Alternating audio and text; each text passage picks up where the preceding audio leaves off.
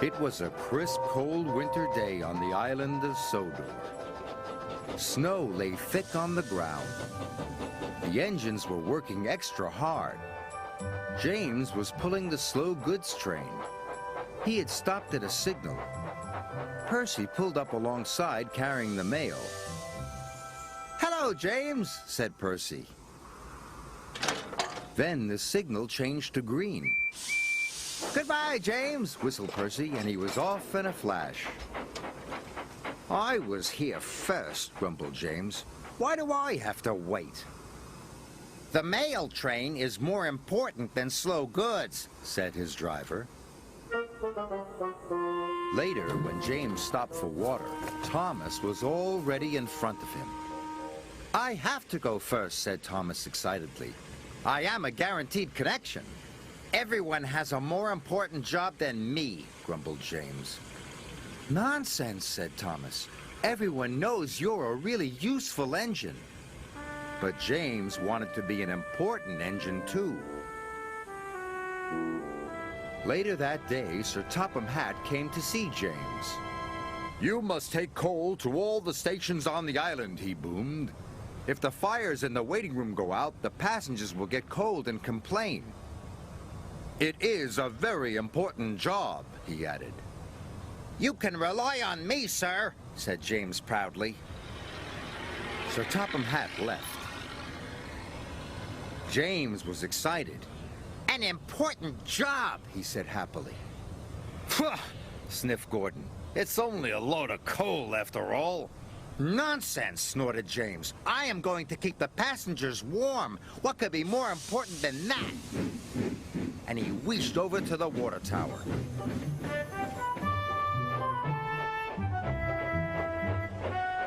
But there was a line at the water tank. "Come on," he steamed impatiently. "I have an important job to do." "Wait your turn, bossy boiler," said Thomas. James felt too important to wait, so he didn't. James rushed to the coaling station. He met Edward waiting at a junction. Edward was looking bothered.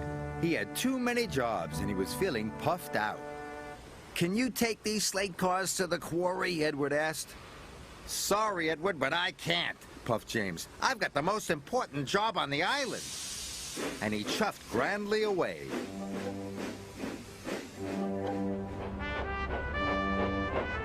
James arrived at the coaling station.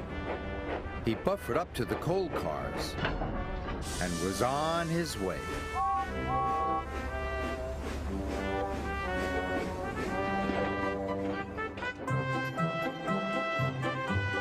James was looking forward to delivering his coal. "Now I'm useful and important," he chuffed happily.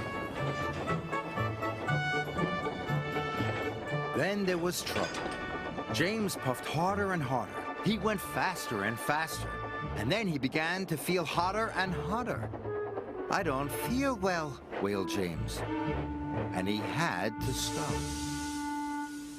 "Your water tanks have run dry," his driver told him. "We'll have to wait for help." Just then, Edward pulled up beside James. "Please push me to the water tank," pleaded James. "I'm sorry," Edward puffed sadly. "You wouldn't take my freight cars to the quarry, and now I'm running late with my passenger train." And Edward steamed away.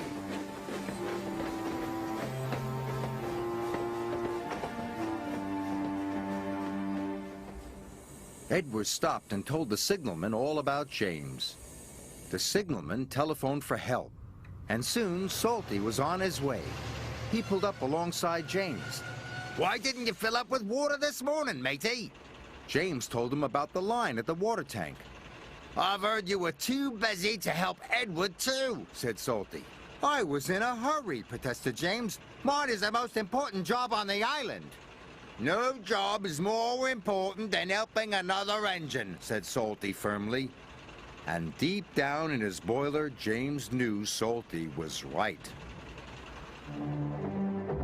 Thanks to Salty, James's water tank was soon filled and he was well on his way. He knew he had to make up for lost time.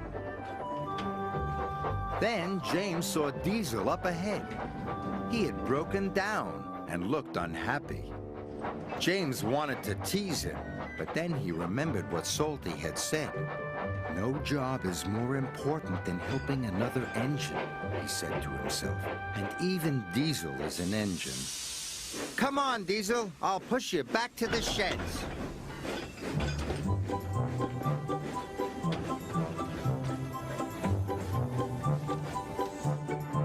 Pushing Diesel and pulling freight cars was hard work. At last, James got Diesel to the repair yard, but he still had to deliver his coal.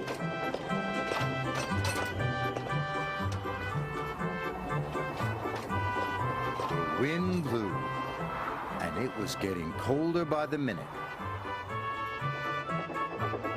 James steamed all over the island delivering coal to the station waiting rooms. Everyone was pleased to see James. Thanks to him, they were all kept toasty warm. The next morning, Sir Topham Hatt came to see James. He knew all about him running out of water and his not helping with Edward's trucks. "I'm sorry, sir," said James. "I put my own job first." "But you did learn your lesson, and you helped Diesel," Sir Topham Hatt boomed cheerfully. "And you delivered your coal on time. You, James, are a really useful engine." James nearly burst with pride. "Thank you, sir," he said. Being really useful was better than feeling important.